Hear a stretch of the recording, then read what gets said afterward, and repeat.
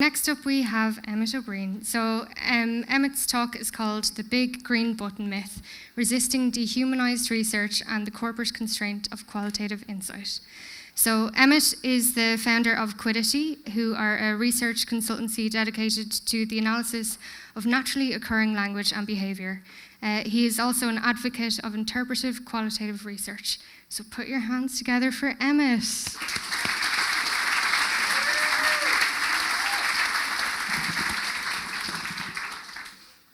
Okay. In 1979, Lucy Suchman joined Xerox PARC as an anthropologist. She was trying to help them figure out why their state-of-the-art photocopier was proving so difficult to use. If you go online, you'll find a lot of UX blogs that claim that she invented the green button that we see on a lot of modern photocopiers. And essentially the story is that she realised that people were massive idiots, and the only way they'd be able to use a photocopier was if there was an equally massive green button labelled start on a photocopier. Now, the problem with this story is that if you go online to read these accounts about UX blogs, you'll also find, you may find a comment from Professor Lucy Suchman underneath the blog going, that's not actually what happened, and the photocopier already had a green button on it when I began my ethnographic research.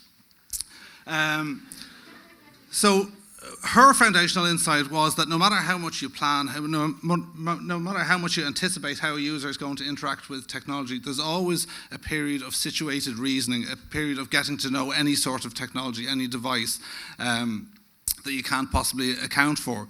So I was wondering, why does it matter that she goes around correcting people saying that she invented a green button? And it matters because there's two different orientations to users within. They're like two different perspectives on how the user or how the researcher relates to technical and design practice.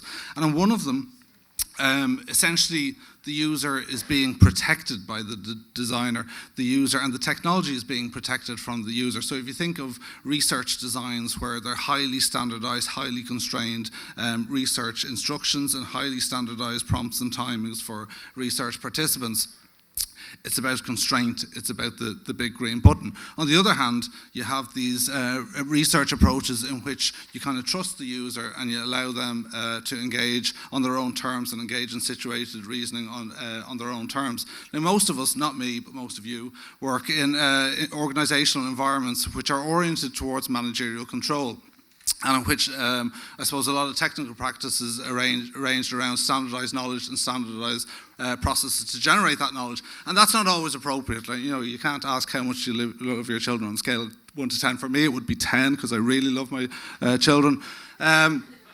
So managerial cultures are generally orientated towards certainty over unpredictability. They're generally oriented towards control over autonomy.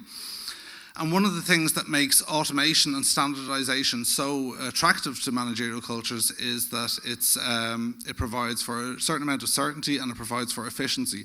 And a lot of the move towards automation and standardization is bound up in this discourse of methodological merit.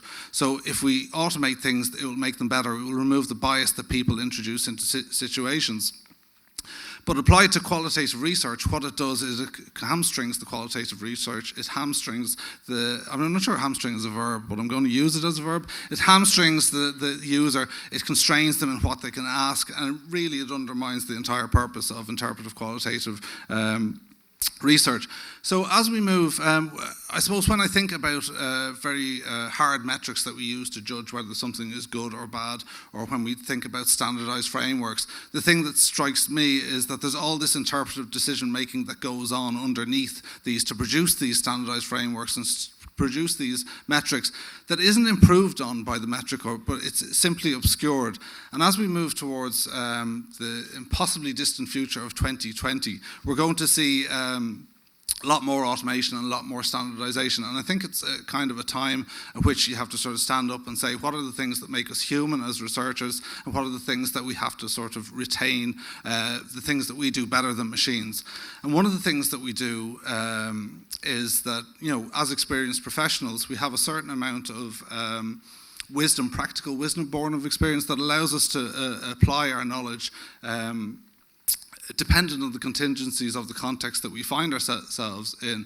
Another thing that differentiates us from machines is discretion. So when we're presented with novel or marginal cases, we're able to refine the decisions refine the boundaries of our decision making, whereas machines do it afterwards when they get feedback or new training data.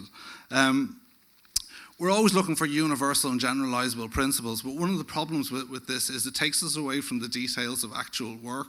So when you're doing work, the real world is messy and really, really detailed, and these frameworks kind of provide a bit of a gloss and a varnish of them, and anyway, you've got to apply them in real time anyway. So one of the things that I think is really, really important is that the real world is messy and detailed, and to stay faithful, fidelity is very important in all aspects of life. To stay faithful to the phenomenon that we're researching, we have to use methods that allow us to recover the detail and resist methods that sort of make us produce all this standardized abstract shite. Thank you very much.